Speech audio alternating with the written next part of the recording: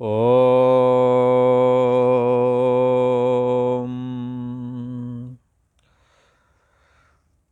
पूर्व का प्रसंग स्मरण करते हैं। वशिष्ठ जी महाराज कहते हैं, हे राम जी, करकटी ने अपना पूर्व का विशाल शरीर प्राप्त करने के लिए तप किया। तब ब्रह्मा जी देवताओं के अनुरोध करने पर आए और करकटी से बोले, हे करकटी, कुछ तू वरदान मुझसे प्राप्त कर ले, क्योंकि कुछ काल तुझे इस भूतल में विचरना है, और जब विचरना है तो भोग पदार्थ मिलेंगे। भोगों को भोग के तू विधेय मुक्त होवेगी, और जब तक तेरा शरीर है तब तक तू जीवन मुक्त होकर के विचरेगी। हे पुत्री, नीति के निश्चय को कोई लांघ नहीं सकता। जब तूने तप का आरंभ किया था तब तूने ये सोचा था कि पूर्वला देह मुझे प्राप्त हो जाए, ऐसा मन में संकल्प आया था तेरे। और जैसे बीज से वृक्ष का सद्भाव होता है समय पा करके, वैसे ही तेरे में पूर्व शरीर का जो संकल्प था वो अब तेरे को प्राप्त हुआ है, इसलिए तेरे को वो शरीर प्राप्त होवेगा। ऐसा कह के ब्रह्मा जी तो अंतर ध्यान हो गए। अब करकटी ने जब अपना विशाल शरीर प्राप्त कर लिया और विशाल शरीर के साथ में ही उसने सोचा कि अब शरीर के धारण करने ना धारण करने में कोई प्रयोजन रह नहीं गया, क्योंकि उसने तपस्या करते समय जब ध्यान समाधि में अपने मन को लगाया और कामनाओं को उठने नहीं दिया, तो शुद्ध चैतन्य सत्ता में उसे विश्रांति लाभ प्राप्त हो गया, जिससे कि उसने जगत के मिथ्यात्व को प्रत्यक्ष देखा। उसको सारा जगत स्वप्नवत दिखने लगा, और ब्रह्मा जी के द्वारा यद्यप वरदान उसने प्राप्त कर लिया तो भी उसके अंदर जगत के प्रति प्रवृत्ति की कोई इच्छा ना रह गई। इसीलिए उसने पद्मासन पुनः लगाया और संबित सत्ता मात्र जो निर्विकल्प पद है उसमें स्थिति प्राप्त करके और पत्थर की मूर्ति के समान स्थित हो गई। जब प्रारब्ध वेग से उसका मन जागा और वृत्ति बहिर्मुख हुई, समाधि से बाहर आई, तब उसे क्षुधा लगी, भूख लगने लगी, क्योंकि शरीर का स्वभाव जब तक शरीर रहता है तब तक शरीर का स्वभाव भी रहता है।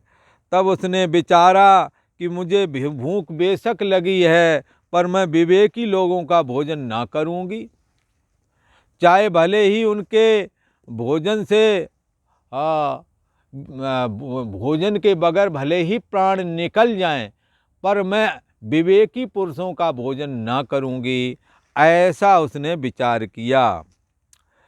और तभी उसने देखा कि एक किरात देश का राजा, जो कि अपने मंत्री तथा सैनिकों के सहित रात्रि में अपनी प्रजा की रक्षा के निमित्त विचरण कर रहा था, उसने विचारा, अरे मेरे को तो भोजन मिल ही गया है।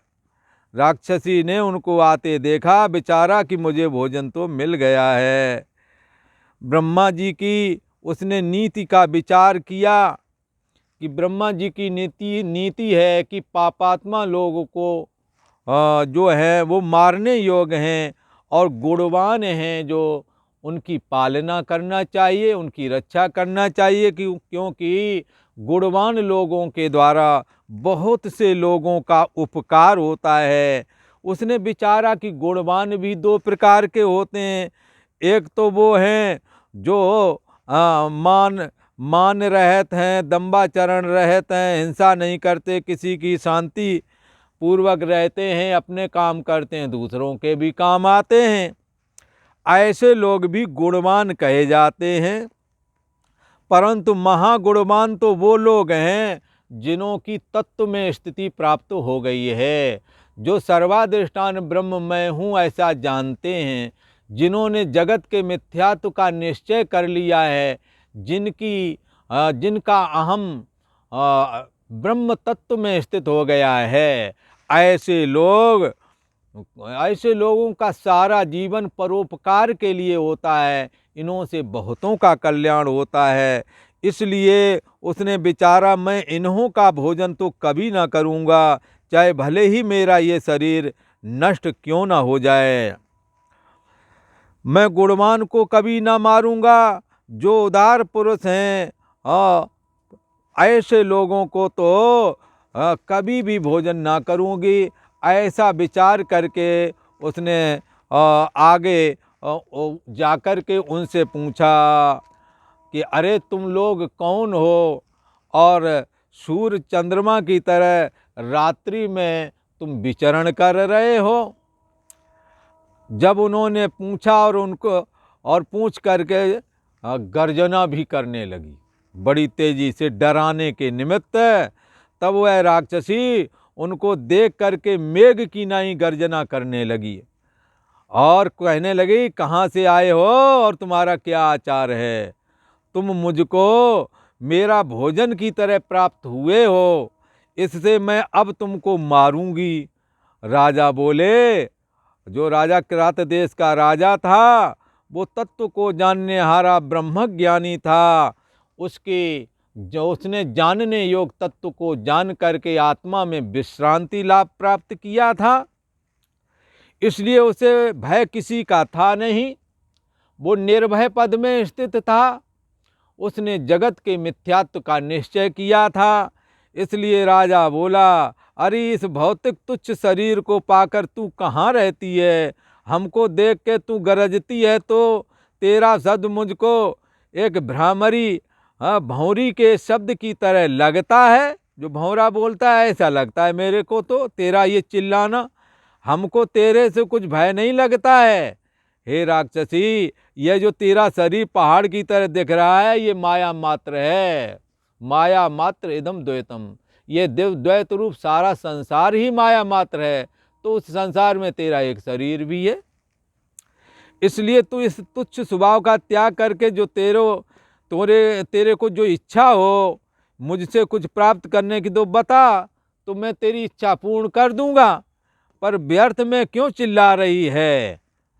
तब राक्षसी ने अपने ग्रीवा और भुजा को ऊंचा करके और घोर शब्द किया, जिससे कि ये डर जावे। निदान सभी दिशाएं उसके शब्द से भर गई, पर वो चलायमान न हुआ राजा। तब मंत्री ने कहा, रे राक्षसी, ऐसे शब्द तू व्यर्थ क्यों कर रही है? यदि कोई प्रयोजन हो तो बता, मैं तेरे से नहीं डरता। इस व्यर्थ की चेष्टा का त्याग करके जो तेरा अभीप्सित अर्थ हो, जो तेरी चाहना हो, वो मुझसे कहे। जो अपना ऐसे शब्द तू व्यर्थ करती है, इससे तो तेरा कोई प्रयोजन सिद्ध ना होवेगा। इसलिए इस शब्द का त्याग करके अपना अर्थ कह दे तो मैं उसे पूरा करूं। बुद्धिमान पुरुष अर्थ को ग्रहण करते हैं जो अपना विषयभूत होता है। हे करकटी, तुझे ऐसे तो हजारों हमने मार डाले हैं। हे राक्षसी, हमारे धैर्य रूपी पवन से तुझ जैसी अनंत मक्खियां तिनके के समान उड़ती फिरती हैं। इससे अपने नीच स्वभाव का त्याग करके स्वस्थ चित्त होकर के तेरे को जो कहना वो कह, व्यर्थ का शोर शराबा मत कर। स्वस्थ हुए बिना कोई व्यवहार सिद्ध नहीं होता है। स्वस्थ चित्त से तेरा जो अभिप्राय हो वो मुझसे कहे। हमारे पास से स्वप्न में भी कोई खाली हाथ नहीं जाता। हम सबका अर्थ पूर्ण करते हैं। इसलिए तू हमसे अपना प्रयोजन कहे तो मैं तेरा अर्थ भी पूरा कर दूंगा। पर व्यर्थ में क्यों चिल्ला रही है? तब राक्षसी ने मन में सोचा, अरे ये लोग तो गुणवान लगते हैं, ब्रह्मज्ञानी लगते हैं। इनके वचन तो ज्ञानवान पुरुषों से, ब्रह्मज्ञानी पुरुषों से मेल खाते हैं, ये धैर्यवान लगते हैं। अब मैंने इनको जाना है और इनको पहचान लिया है, इससे इनका नाश नहीं हो सकता, क्योंकि ये अविनाशी पुरुष परम ब्रह्म परमात्मा में स्थित हैं, इससे ज्ञानवान हैं। ऐसा निश्चय ज्ञानवान पुरुषों को ही होता है, अज्ञानी को ऐसा निश्चय कभी भी नहीं हो सकता जैसा इस राजा को निश्चय है। ऐसा सोच करके हे राम जी मन में विचार किया और उसने पूछा उनसे कि तुम कौन हो। और ये राक्षसी उनसे प्रश्न करने वाली है। इन प्रश्नों में ब्रह्म ज्ञान का बड़ा अच्छा विचार आने वाला है। तो आज इतना ही, आगे का विचार आगे को कथन किया जाएगा। ओम शांति शांति शांति।